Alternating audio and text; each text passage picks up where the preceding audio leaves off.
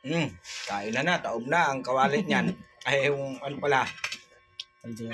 kaldero. Nataob ko na nga yung kawali eh.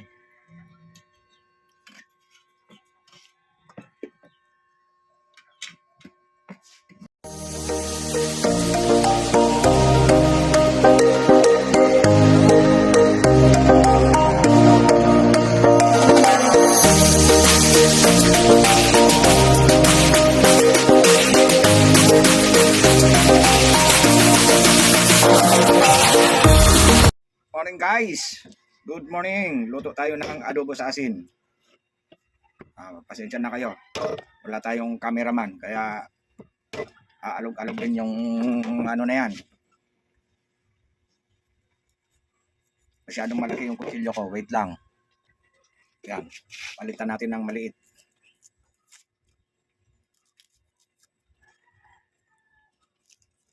Pakita ko sa inyo kung paano mag-adobo sa asin.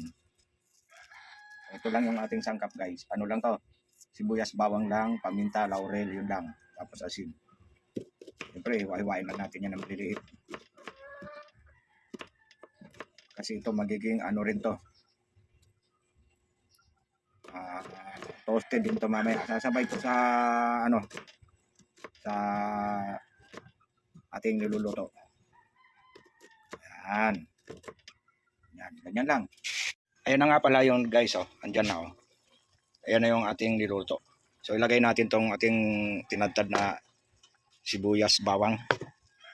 Pasensya na kayo, ha. Wala talaga tayong cameraman ngayon. So ganyan lang yan.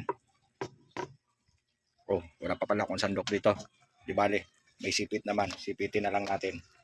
Yan. Tubig lang yan guys para lumambot yung ating liempo. Tapos antayin natin yung ma-drain. Oh. Ilagay lang natin yan sibuyas, bawang, paminta. May asinaw yan guys, di ko na naipakita. Tsaka siyempre yung ating paboritong pampalasa, bechin. Ayoko na magic sarap. Yan. Okay guys, antayin nyo yung pag na-drain yan ha, papakita ko. Nagpahabol pala ako guys ng siling haba. Optional naman yan.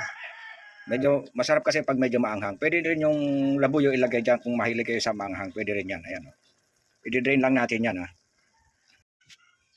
Ayan guys, bumaba na yung tubig niya guys. Oh. Tingnan mo, bumaba na yung sabaw. Pagka ganyan bumaba na yung sabaw, kailangan nyo ng bantayan yan. Mahirap nang iwanan yan. Kasi pag na-drain na yan, hihinaan nyo na yung apoy dahan-dahan para sa pagpapalabas naman ng mantika. Ngayon guys, para sigurado kayo, yung sabaw nito habang hindi pa natutuyo, tikman nyo na kung sakto sa inyo yung alat.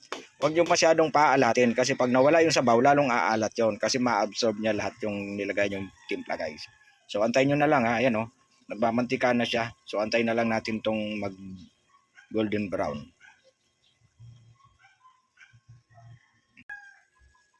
Right, pansinin nyo yung apoy niya, ganyan lang siya kalakas o. Kasi nga na-drain din na siya o. Sisimula na siyang ma-drain. Oh, sisimula na siyang matuyuan. Mantika na yan, nagsisimula na rin siyang lumabas. So, kailangan nyo lang yung bantayan, halu-haluin. Kasi didikit siya guys, hindi pwedeng dumikit yan. Tsaka kailangan maya-maya kasi hindi magiging pantay yung kulay niyan. Kung pwede nga, pag nagsimula ng magmantika, panay nyo na lang ang halo para pantay na pantay talaga siya guys. Panoorin nyo guys pag nagsimula ng mag kulay brown yan ha.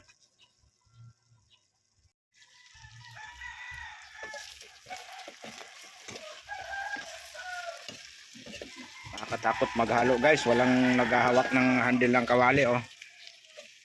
Wala kasi tayong cameraman at ako lang mag-isa. Pero mamaya darating yung aking anakis kaya pinagluto ko siya nitong adobo sa asin. Ayan oh. Nagba-brown na siya. Antayin nyo na lang ulit guys kasi hindi ko mahalo kayo ng maayos. Mamaya pag golden brown pakita ko na sa inyo. Kailangan yung ilalim ng kawali guys, hahaluin nyo yan kanyan oh. Kasi didikit siya oh, masusunog oh. Kailangan pakakagatin nyo. Tignan mo, nasusunog. Kaya dapat haluin nyo yung pati ilalim. Pag medyo sunog guys yung ilalim, didikit yung masyado, mahirapan kayo. Simple lang, patakan nyo lang siya ng konting-konting tubig lang. Ganyan lang oh. Patakan nyo lang yung paligid kasi lalambot siya. Tapos pag hinalo nyo, malambot siya oh. Mawawala yung tutong niya.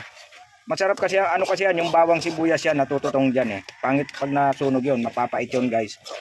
Oh.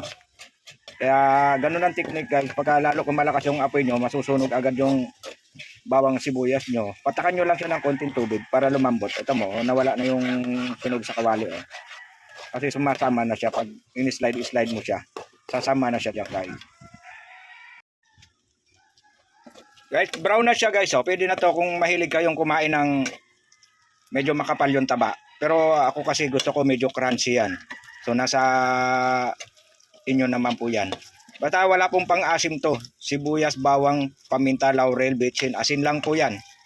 Walang pang-asim. Ito guys, kahit abutin ng 2 linggo, hindi to mapapanis. Kaya lang, siyempre ito, sa konti lang naman to, kalahating kilo lang to mahigit. Hindi naman yan abutin ng 1 linggo. Pag nakita to nung aking panganay, nako, tibag to. Isang upuan lang. So guys, sabi ko sa inyo, pag medyo natututong siya, patakan nyo lang ng konting tubig yan. Oh. Lalambot na siya. Pag tinanggal nyo yan, lambot na yan. Oh. Pag ginalo nyo. So kailangan ko lang bitawan yung camera ko. Haluin ko kasi natututong na siya. Oh. Ayun. Oh. Oh. Dahil pinatakan natin ng konting tubig yan. Oh. Diba? Nung hinalo natin siya guys. Oh. Walang tutong dyan. Kailangan din tiyaga lang talaga sa paghalo yan. Para hindi magtutong. Maninigas yan eh. Medyo mahirap ugasan. Ayan na siya. Oh. Wala siyang tutong. Basta pag napansin yung nagdidikit-dikit, patakan nyo lang konting tubig lang. Kaya kailangan may nakatabi kayong tubig. Yung isang baso nyo, hindi na mauubos yun.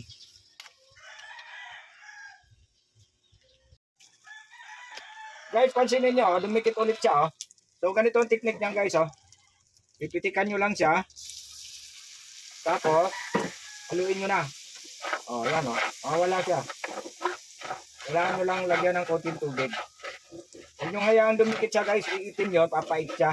So, ganyan lang siya. Oh. Golden brown na siya guys. Oh. Yan, mayroon tayong cameraman ngayon. Kaya nakapaghalo tayo ng konti. Diba? Ayan oh. Pati mukha ko isali ko na. Kaya lang mainit yung singaw. Hindi kita. Pinagpapawisan na ako guys. Kaya nakahubad ako. Yan. Sarap na guys oh. Pwede na to guys, yung ganitong luto. Pero mas gusto ko nito yung medyo crunchy. Lalabas pa yung mantika niya, dadamihan yan. Yung mantika lang, sabaw na yun. Ay, pang ulam na yun. Yung bagong sinaing. Okay guys, papupulahin ko lang yan. Antayin nyo na lang yung finish result niyan.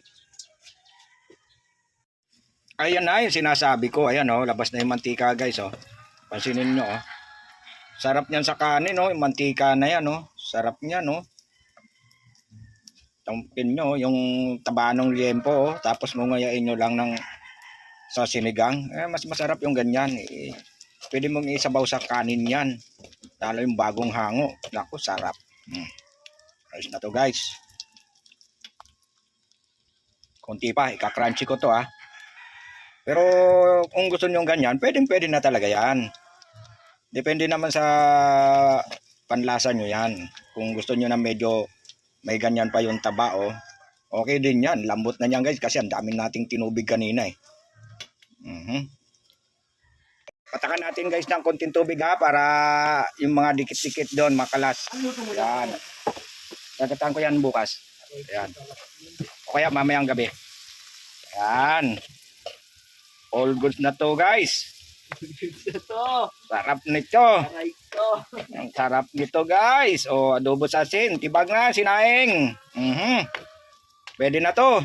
Huwag na nating i-crunchy to. Para masarap. Okay na to guys. Huwag na natin tong i-crunchy. Masarap na rin naman to eh. O ayan, hanggang dyan lang tayo guys ha. Patayin na natin to. Ayan, pinihit na oh. Huwag na natin i-crunchy guys. Kaya at ako'y manonood pa ng last 2 minutes ng NBA Finals. Indiana tayo, Indiana. Okay. Okay na guys. Babu.